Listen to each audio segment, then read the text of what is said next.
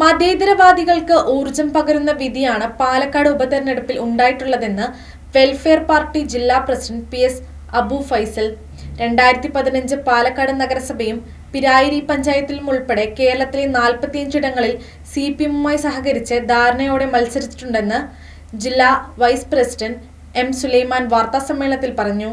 BJP പരാജയപ്പെടുത്തുക എന്ന നിലപാടാണ് ഓരോ തെരഞ്ഞെടുപ്പിലും വെൽഫെയർ പാർട്ടി സ്വീകരിക്കുന്നത്. പാലക്കാട് BJPയും CPM-ഉം സ്വീകരിച്ച നിലപാട് മതേതരത്തിൽ ഭിന്നിപ്പുണ്ടാക്കുന്ന തരത്തിലാണ്. 2ാം സ്ഥാനത്തെത്താൻ മത്സരിച്ച CPM BJPയെ എതിർക്കുന്നതിന് പകരം UDF വോട്ടുകൾ ഭിന്നിപ്പിക്കാനാണ് ശ്രമിച്ചത്. CPM ആകട്ടെ ശ്രമിച്ചത് BJPക്ക് സഹായകമാകുന്ന രീതിയിൽ. നമുക്കറിയാം CPM അതിൻ്റെ ഇലക്ഷൻ പ്രഖ്യാപിച്ച സന്ദർഭത്തിൽ തന്നെ മതേതര വോട്ടുകളിൽ ഭിന്നിപ്പുണ്ടാക്കാനാണ് ശ്രമിച്ചത്. UDFൽ നിന്ന് പുറത്തു വന്ന ഒരാളെ കാൻഡിഡേറ്റ് ആക്കുന്നു, മുസ്ലിം പത്രങ്ങളിൽ പരസ്യം നൽകുന്നു, UDF ക്യാമ്പുകളിൽ കേന്ദ്രീകരിച്ചുകൊണ്ട് ഇലക്ഷൻ പ്രവർത്തനങ്ങൾ നടത്തുന്നു. അങ്ങനെ മതേതര വോട്ടുകളിൽ ഭിന്നിച്ച് ഇലക്ഷന് ശേഷം CPM-ന്റെ ഉത്തരവാദിത്തപ്പെട്ട ആളുകൾ തന്നെ പറഞ്ഞത് 2ാം സ്ഥാനത്തിന് വേണ്ടിയാണ് ഞങ്ങൾ മത്സരിച്ചത് എന്നാണ് അവർ പറഞ്ഞത്. അപ്പൊ 2ാം സ്ഥാനത്തിന് വേണ്ടി മത്സരിക്കുമ്പോൾ സ്വാഭാവികമായും 1ാം സ്ഥാനത്ത് BJP വന്നാലും കുഴപ്പമില്ല, 2ാം സ്ഥാനത്ത് ഞങ്ങൾ എത്തണം. 2ാം സ്ഥാനത്തേക്ക് അവർ എത്തണമെങ്കിൽ സ്വാഭാവികമായും അവർ ചെയ്യേണ്ടിയിരുന്നത് BJPക്ക് പോകാൻ സാധ്യതയുള്ള വോട്ടുകൾ കേന്ദ്രീകരിച്ചുകൊണ്ട് പ്രവർത്തിക്കുകയായിരുന്നു വേണ്ടിയിരുന്നത്. എന്നാൽ അവർ ചെയ്തത് അതല്ല, UDFന് പോകാൻ സാധ്യതയുള്ള വോട്ടുകൾ കേന്ദ്രീകരിച്ചുകൊണ്ടാണ് അവർ പ്രവർത്തിച്ചത്. CPM-ന്റെ എല്ലാ വാദഗതികളെയും ജനങ്ങൾ തള്ളിക്കളഞ്ഞു. മറ്റൊരു പാർട്ടിയിൽ നിന്നും വന്നയാളെ സ്വതന്ത്രനാക്കിയതും പ്രത്യേക തരത്തിൽ 2 പത്രങ്ങളിൽ മാത്രം പരസ്യം നൽകിയതും മതേതരത്തിൽ ഭിന്നിപ്പ് ഉണ്ടാക്കാനാണ് ശ്രമിച്ചത്. ഇന്ത്യ മുന്നണിയുടെ ഭാഗമായ CPM BJPയുടെ പരാജയത്തിൽ വിഷമിക്കുന്നതെന്തിന് വ്യക്തമാവുന്നില്ല എന്നും അബു ഫൈസൽ പറഞ്ഞു. കേരളത്തിലെ പല തെരഞ്ഞെടുപ്പുകളിലും വെൽഫെയർ പാർട്ടിയും CPM-ഉം പരസ്പരം ധാരണയുണ്ടാക്കിയിട്ടുണ്ട്. BJPയെ എതിർക്കാൻ രാജ്യത്ത് മതേതര ശക്തിയായ കോൺഗ്രസിനാണ് കഴിയുക. ഈ നിലപാടിൻ്റെ അടിസ്ഥാനത്തിൽ 96-ന് ശേഷം UDFനെ പിന്തുണയ്ക്കാൻ തീരുമാനിച്ചതു മുതലാണ് വെൽഫെയർ പാർട്ടി CPM-ന് വർഗീയ പാർട്ടി ആയതെന്ന് സുലൈമാൻ പറഞ്ഞു. CPM എന്ന് മുതലാണ് വെൽഫെയർ പാർട്ടി യോജിക്കാൻ കഴിയാത്തവരായി മാറി എന്ന് ചോദിച്ചാൽ കഴിഞ്ഞ ലോക്സഭാ ഇലക്ഷനുമായി ബന്ധപ്പെട്ടാണ്. ലോക്സഭാ ഇലക്ഷനിൽ ദേശീയ അടിസ്ഥാനത്തിൽ തന്നെ BJP വിരുദ്ധ മുന്നേറ്റത്തിൽ വെൽഫെയർ പാർട്ടി കൃത്യമായി തീരുമാനമെടുത്തു. BJP കേന്ദ്ര സർക്കാരിനെതിരായി പുതിയൊരു ഭരണ സംവിധാനം വരണമെങ്കിൽ അത് കോൺഗ്രസ് നേതൃത്വം നൽകുന്ന UPAക്ക് മാത്രമേ സാധിക്കുകയുള്ളൂ എന്നതിൻ്റെ അടിസ്ഥാനത്തിൽ ആണ് വെൽഫെയർ പാർട്ടി UDFനെ പിന്തുണയ്ക്കുന്നത്. അതോടുകൂടിയാണ് CPM-ന് നമ്മൾ അകറ്റി നിർത്തപ്പെടേണ്ടവരായി തോന്നിത്തുടങ്ങിയത്. ഇതാണ് അതിൻ്റെ വസ്തുത. ഇനി വലിയൊരു ലിസ്റ്റ് ഉണ്ട്. ഏതാണ്ട് 45ഓളം വാർഡുകളിൽ പരസ്പരം സഹകരിച്ച് പോയതിൻ്റെ ലിസ്റ്റ് നമ്മുടെ കയ്യിലുണ്ട്. ജില്ലാ ജനറൽ സെക്രട്ടറി മോഹൻദാസ് പർലി, ജില്ലാ സെക്രട്ടറി റിയാസ് ഖാലിദ്, ഷാക്കിർ പുലാപ്പറ്റ എന്നിവരും വാർത്താസമ്മേളനത്തിൽ പങ്കെടുത്തു. CPM-ന് വോട്ട് നൽകുമ്പോൾ മതേതരവാദികളും മറിച്ചാകുമ്പോൾ വർഗീയവാദികളും എന്ന ഇരട്ടത്താപ്പാണ് CPM-ന്റേതെന്നും ഇവർ പ്രതികരിച്ചു. പാലക്കാട് വടക്കഞ്ചേരി അണക്കപ്പാറയിൽ ശബരിമല തീർത്ഥാടകർ സഞ്ചരിച്ചിരുന്ന ബസ് നിയന്ത്രണം തെറ്റിമറിഞ്ഞു. തമിഴ്നാട്ടുകാരായ 13 തീർത്ഥാടകർക്ക് പരിക്ക്. ചെന്നൈയിൽ നിന്നും ശബരിമല ദർശനത്തിനായി പോകുകയായിരുന്ന തീർത്ഥാടകരുടെ വാഹനമാണ് അപകടത്തിൽപ്പെട്ടത്. പരിക്കേറ്റവരെ ആലത്തൂരിലെയും പാലക്കാട്ടെയും ആശുപത്രികളിൽ പ്രവേശിപ്പിച്ചു. ആരുടെയും പരിക്ക് സാരമുള്ളതല്ല.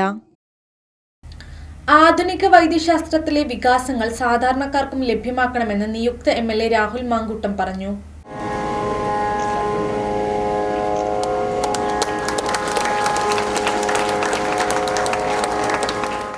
₹30 ലക്ഷം ചെലവിൽ പാലക്കാട് ഈസ്റ്റ് റോട്ടറി ക്ലബ്ബ് പാലന ആശുപത്രിയിൽ സ്ഥാപിച്ച റോട്ടറി ബ്ലഡ് സെന്ററിന്റെ ഉദ്ഘാടനം ചെയ്ത് സംസാരിക്കുകയായിരുന്നു രാഹുൽ. ഈ ബ്ലഡിന് വേണ്ടിയിട്ട് ഒരുപാട് പ്രയാസപ്പെട്ടതിന്റെ കഥ ഞാൻ എൻ്റെ കുട്ടിക്കാലത്ത് കേൾക്കുന്നുണ്ട്. അപ്പോൾ നമ്മൾ അതുകൊണ്ടാണ് ഞാൻ പറഞ്ഞത്, നമുക്ക് ആവശ്യം വരുമ്പോൾ, നമുക്ക് ബ്ലഡ് ആവശ്യം വരുമ്പോൾ മാത്രമല്ല, നമുക്ക് കൊടുക്കേണ്ടപ്പോൾ കൂടി ഇതിനെപ്പറ്റി ആലോചിക്കുമ്പോഴാണ് ഈ ബ്ലഡ് സെന്റർ പൂർണ്ണമാകുന്നത്. ഇവിടെ വന്നു കഴിഞ്ഞപ്പോൾ ഈ പദ്ധതിയെ പറ്റി പറഞ്ഞ വലിയ സന്തോഷം ഉണ്ടായി. ഏറ്റവും അത്യാധുനികമായ രീതിയിലാണ് റോട്ടറി ക്ലബ്ബ് ഈ ബ്ലഡ് സെന്റർ ക്രമീകരിച്ചിരിക്കുന്നത്. എന്താണോ ബ്ലഡിൽ നിന്ന് ആവശ്യമായിട്ടുള്ള കമ്പോണന്റ് അതിനെ വേർതിരിച്ചെടുക്കുവാൻ ആവശ്യമായിട്ടുള്ള എല്ലാ സംവിധാനങ്ങളും സൗകര്യങ്ങളോടും കൂടിയ അത്യാധുനികമായിട്ടുള്ള ബ്ലഡ് സെന്ററാണ് പാലന ആശുപത്രിയിൽ ഒരുക്കിയിരിക്കുന്നത്. റോട്ടറി ക്ലബിനെ പ്രത്യേകമായിട്ട് അഭിനന്ദിക്കുകയാണ്. അപ്പോൾ നിങ്ങളുടെ ഒരുപാട് പ്രവർത്തനങ്ങളെ പറ്റി ഇപ്പോൾ ഞാനൊക്കെ പ്രവർത്തിച്ചിരുന്ന പ്രദേശത്തും ധാരാളം സംഭാവനകൾ നിങ്ങളുടെയൊക്കെ ഭാഗത്തു നിന്നുണ്ടാകുന്നു. ചെയ്യാൻ കഴിയുന്നത് നമ്മൾ ഒരുപാട് കാര്യം പറഞ്ഞു, ഒരുപാട് മനുഷ്യന്മാരെ സഹായിച്ചതിനെ പറ്റി പറഞ്ഞു. ആ സഹായത്തിൽ ഒന്നാമത് എഴുതി ചേർക്കാവുന്ന കാര്യമാണ് മനുഷ്യന്മാർക്ക് ചോര കൊടുക്കുവാൻ വേണ്ടിയിട്ടുള്ള ഈ നല്ല ഉദ്യമം. രക്തത്തിന് മതവും രാഷ്ട്രീയവും ഇല്ലെന്നും രക്തമില്ലാതെ മനുഷ്യന് ജീവിക്കാനാവില്ല എന്നും രാഹുൽ പറഞ്ഞു. സാധാരണക്കാർക്ക് ഗുണകരമാവുന്ന ഇത്തരം പ്രവർത്തനങ്ങൾ ഏറ്റെടുത്ത ഈസ്റ്റ് റോട്ടറി ക്ലബിനെ രാഹുൽ അഭിനന്ദിച്ചു. റോട്ടറി ഇന്റർനാഷണൽ മാച്ചിങ് ഗ്രാന്റിൽ നിന്നും ലഭിച്ച 15 ലക്ഷം രൂപയും ക്ലബ് അംഗങ്ങൾ സ്വരൂപിച്ച 15 ലക്ഷം രൂപയും ചേർത്താണ് പാലന ആശുപത്രിയിൽ ബ്ലഡ് സെന്റർ സ്ഥാപിച്ചത്. സാധാരണക്കാർക്ക് സൗജന്യ നിരക്കിലും അപകടങ്ങളിൽപ്പെടുന്നവർക്ക് സൗജന്യമായും ബ്ലഡ് സെന്ററിന്റെ സേവനങ്ങൾ ഇന്നു മുതൽ പ്രയോജനപ്പെടുത്താം. പാലന ആശുപത്രിയിൽ നടന്ന ചടങ്ങിൽ റോട്ടറി ഗവർണർ സുന്ദരവടിവേലു, മുൻ ഗവർണർ രാജമോഹൻ നായർ, നിയുക്ത ഗവർണർ ചെല്ല രാഘവേന്ദ്ര തുടങ്ങിയവർ വിശിഷ്ടാതിഥികളായി പങ്കെടുത്തു. റോട്ടറി ക്ലബ്ബ് ഓഫ് പാലക്കാട് ഈസ്റ്റിന്റെ പ്രസിഡന്റ് ഡോക്ടർ ശരത് മേനോൻ അധ്യക്ഷത വഹിച്ചു. ഫാദർ ജോസ് നന്ദിക്കര അനുഗ്രഹ പ്രഭാഷണം നടത്തി. Project chairman KV Vasudevan project അവലോകനം നടത്തി. ഈസ്റ്റ് റോട്ടറി ക്ലബ്ബ് മുൻ പ്രസിഡന്റ് ഡോക്ടർ ഹരീഷ് മേനോൻ ആമുഖ പ്രഭാഷണവും AB ജയരാജൻ സമാപന പ്രസംഗവും നടത്തി. ജില്ലാ പഞ്ചായത്ത് പ്രസിഡന്റ് K ബിനുമോൾ, പാലന ആശുപത്രി ഡയറക്ടർ ഫാദർ വാൾട്ടർ തേയിലപ്പള്ളി തുടങ്ങിയവർ ആശംസാ പ്രസംഗങ്ങൾ നടത്തി. ഭിന്നശേഷി ക്ഷേമ പെൻഷൻ വർദ്ധിപ്പിച്ച് ലൈഫ് അലവൻസായി വിതരണം ചെയ്യണമെന്നാവശ്യപ്പെട്ട് ഭിന്നശേഷിക്കാർ ജില്ലാ ഭരണകൂട ആസ്ഥാനത്തേക്ക് മാർച്ച് നടത്തി. വൈകല്യങ്ങളെ അവഗണിച്ച് ആവേശത്തോടെയാണ് ഇവർ മാർച്ചിൽ അണിനിരുന്നത്. ആശ്വാസകിരണം തുക കാലോചിതമായി വർദ്ധിപ്പിച്ച് കൃത്യസമയത്ത് വിതരണം ചെയ്യണമെന്നും താൽക്കാലികമായി ജോലി ചെയ്തു വരുന്ന ഭിന്നശേഷിക്കാരെ സ്ഥിരപ്പെടുത്തണമെന്നും ഇവർ ആവശ്യപ്പെട്ടു. വി ചെന്താമരാക്ഷൻ MLA ധർണാ സമരം ഉദ്ഘാടനം ചെയ്തു. സർക്കാരിൽ നിന്ന് ശമ്പളം വാങ്ങിക്കുന്ന ആളുകളാണ് കേരളത്തിലെ ജനങ്ങളെ പറ്റിക്കുന്നത്. ഇന്ന് കേരളത്തിലെ വർത്തമാന പത്രങ്ങളെല്ലാം ഇത് വാർത്തയായിട്ടുണ്ട്. നമ്മുടെ നാട്ടിലെ ഒരു നിസ്സാര പ്രശ്നം ഉൾപ്പെടെ അന്വേഷിച്ച് കണ്ടെത്തി അത് പർവ്വതീകരിച്ച് പ്രചരിപ്പിക്കുന്ന മാധ്യമങ്ങൾ കണ്ടെത്തിയതല്ല ഇത്. ഇടതുപക്ഷ ജനാധിപത്യ മുന്നണി ഗവൺമെന്റ് കൃത്യമായി പരിശോധന നടത്തിയിട്ടാണ് ഈ തെറ്റ് ചെയ്യുന്ന ആളുകളെ കണ്ടെത്തിയത്. അവർക്കെതിരെ കർശനമായ നിലപാട് ഇടതുപക്ഷ ജനാധിപത്യ മുന്നണി ഗവൺമെന്റ് സ്വീകരിക്കും എന്ന് ബന്ധപ്പെട്ട ധനകാര്യ വകുപ്പ് മന്ത്രി സഖാവ് KN ബാലഗോപാൽ പ്രഖ്യാപിച്ചിട്ടുണ്ട്. അതാണ് ഇടതുപക്ഷ ജനാധിപത്യ മുന്നണി ഗവൺമെന്റ്. ഭിന്നശേഷിക്കാരുടെ പ്രശ്നങ്ങൾ സർക്കാരിന്റെ ശ്രദ്ധയിൽപ്പെടുത്തി അടിയന്തരമായി നടപടികൾ സ്വീകരിക്കണമെന്ന് സർക്കാരിനോട് ആവശ്യപ്പെടുമെന്ന് MLA പറഞ്ഞു. ജില്ലാ പ്രസിഡന്റ് അബ്ദുൽ കരീം അധ്യക്ഷത വഹിച്ചു. PR ശോഭന, C മോഹൻദാസ്, മുരളീധരൻ തുടങ്ങിയവർ സമരത്തെ അഭിസംബോധന ചെയ്തു. P അബ്ദുൾ റഷീദ് സമാപന പ്രസംഗം നടത്തി. Differently abled person welfare federation എന്ന ഭിന്നശേഷിക്കാരുടെ കൂട്ടായ്മയാണ് കളക്ടറേറ്റ് മാർച്ച് സംഘടിപ്പിച്ചത്. കടവാടകയ്ക്ക് ഏർപ്പെടുത്തി GST പിൻവലിക്കണമെന്ന് ഭാരതീയ വ്യാപാരി വ്യവസായി സംഘം ഭാരവാഹികൾ ആവശ്യപ്പെട്ടു. വളരെയധികം ഗുരുതരമായിട്ട് ബാധിക്കുന്നതായിട്ടുള്ള ഒരു പ്രശ്നമാണ് ഈ അശാസ്ത്രീയമായിട്ടുള്ള 18% വാടകയ്ക്ക് നികുതി ഏർപ്പെടുത്തി എന്നുള്ളത്. വാസ്തവത്തിൽ 2017 വന്ന GST വകുപ്പിലെ ഈ വാടകയ്ക്ക് GST കൊണ്ടുവരിക എന്നുള്ള സമ്പ്രദായമേ ഇല്ലായിരുന്നു. അത് വന്ന ശേഷം വളരെ പുരോഗമനമാണ് നമ്മുടെ രാഷ്ട്രം, വളരെ അഭിവൃദ്ധി പ്രാപിച്ചിട്ടുണ്ട്. അതൊക്കെ ഒരു വശം. പക്ഷേ ഈ നിയമം എടുത്തുവിടേണ്ടതാണ്, അശാസ്ത്രീയമാണ്, ചെറുകിട വ്യാപാരികളെ ആയിരക്കണക്കിന് കേരളത്തിൽ ബാധിക്കുന്നതാണ്. അത് കമ്പോളങ്ങളിൽ ഉണ്ടാകുന്ന വിലവർദ്ധനയെ ബാധിക്കും. അത് 100% എടുത്തുവിടണം എന്നുള്ളതാണ് നമ്മുടെ ഭാരതീയ വ്യാപാരി വ്യവസായി സംഘം ആവശ്യപ്പെടുന്നത്. നിലവിൽ തന്നെ വ്യാപാരം നടത്താൻ വലിയ പ്രതിസന്ധികളാണ് നിലനിൽക്കുന്നത്. ഭീമമായി നൽകുന്ന കടവാടകയ്ക്ക് പുറമെ 18% GST കൂടി ഏർപ്പെടുത്തിയത് കച്ചവടക്കാർക്ക് താങ്ങാൻ ആവില്ല എന്നും ഇവർ പറഞ്ഞു. കെട്ടിട ഉടമകളെയും കൂടി നികുതി ഘടനയിൽ കൊണ്ടുവരുന്നത് ചെറുകിട കച്ചവടക്കാരെ സാരമായി ബാധിക്കുമെന്നും ഇവർ ചൂണ്ടിക്കാട്ടി. വാടകയ്ക്കുമേൽ ചുമത്തിയ GST പിൻവലിക്കണമെന്നാവശ്യപ്പെട്ട് ശനിയാഴ്ച രാവിലെ 10-ന് പാലക്കാട് GST ആസ്ഥാനത്തേക്ക് മാർച്ച് സംഘടിപ്പിക്കുമെന്നിവർ പറഞ്ഞു.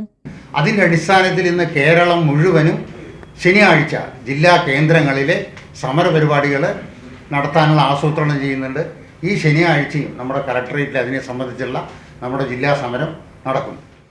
വാർത്താസമ്മേളനത്തിൽ സംസ്ഥാന ജില്ലാ ഭാരവാഹികളായ M Narayanan, C Guruvayurappan, R Raj Pratap, G Suresh Kumar, Rajasekharan തുടങ്ങിയവർ പങ്കെടുത്തു. KSEB പ്രവർത്തനങ്ങൾ കാര്യക്ഷമമാക്കണമെന്നും ഉദ്യോഗസ്ഥ കടുകാര്യസ്ഥത അവസാനിപ്പിക്കണമെന്നും KSEB workers association Palakkad division സമ്മേളനം ആവശ്യപ്പെട്ടു. യാക്കര D9 ഓഡിറ്റോറിയത്തിലെ MM ലോറൻസ് നഗറിൽ നടന്ന സമ്മേളനം സംസ്ഥാന അസിസ്റ്റന്റ് സെക്രട്ടറി സി ഉണ്ണികൃഷ്ണൻ ഉദ്ഘാടനം ചെയ്തു. 71 ഡിവിഷൻ സമ്മേളനങ്ങൾക്ക് ശേഷമാണ് നാം സംസ്ഥാന സമ്മേളനത്തിലേക്ക് പോകുന്നത്. KSEBയിൽ ഇത്തരമൊരു സമ്മേളന പ്രക്രിയ, ജനാധിപത്യ പ്രക്രിയ സ്വീകരിക്കുന്ന മറ്റൊരു ട്രേഡ് യൂണിയനെയും കാണാൻ കഴിയും.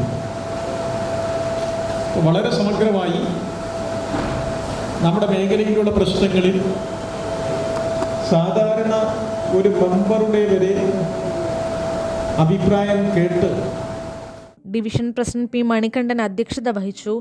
സംസ്ഥാന ജില്ലാ ഭാരവാഹികളായ K Manoj, NK Jayan, P Sivadas തുടങ്ങിയവർ സമ്മേളനത്തെ അഭിസംബോധന ചെയ്തു. സംസ്ഥാന കമ്മിറ്റി അംഗം B മുരുകൻ ആമുഖ പ്രഭാഷണം നടത്തി. സെക്രട്ടറി H രമേശ് റിപ്പോർട്ട് അവതരിപ്പിച്ചു. ശമ്പള കമ്മീഷനെ ഉടൻ നിയമിക്കണമെന്നും പെൻഷൻ പരിഷ്കരണ നടപടികൾ വേഗത്തിലാക്കണമെന്നും Kerala state service pensioners association Palakkad നിയോജകമണ്ഡല സമ്മേളനം ആവശ്യപ്പെട്ടു. സമ്മേളനം സംസ്ഥാന സെക്രട്ടറി C ബാലൻ ഉദ്ഘാടനം ചെയ്തു. കഴിഞ്ഞ 8 വർഷക്കാലമായി കേരളത്തിലെ വയോധികരായിട്ടുള്ള പെൻഷൻ വീട്ടിൽ പിരിഞ്ഞ ആളുകളുടെ ആവശ്യങ്ങൾ അനുവദിക്കുന്നതിലോ അവകാശം നിലനിർത്തുന്നതിലോ ഒക്കെ തന്നെ ഇടതുപക്ഷ ജനാധിപത്യ മുന്നണി സർക്കാർ വളരെയധികം മടി കാണിക്കുന്ന ഒരു സാഹചര്യമാണ് കണ്ടുവരുന്നത്. നമുക്കറിയാം, കേരളത്തിലെ പെൻഷൻ പറ്റി പിരിഞ്ഞ ആളുകൾക്ക് നൽകാനുള്ള 19% ക്ഷാമാശ്വാസം ഇന്ന് വരെ ലഭിച്ചിട്ടില്ല. 30-40 മാസക്കാലത്തെ ക്ഷാമാശ്വാസം കുടിശ്ശിക നിൽക്കുകയാണ്. അതേപോലെ തന്നെ ഇവിടെ നമുക്കറിയാം, ശമ്പള പരിഷ്കരണം നടത്തിയതിൻ്റെ 4ാമത്തെ ഗഡുവും ഇന്ന് പെൻഡിങ് നിൽക്കുകയാണ്.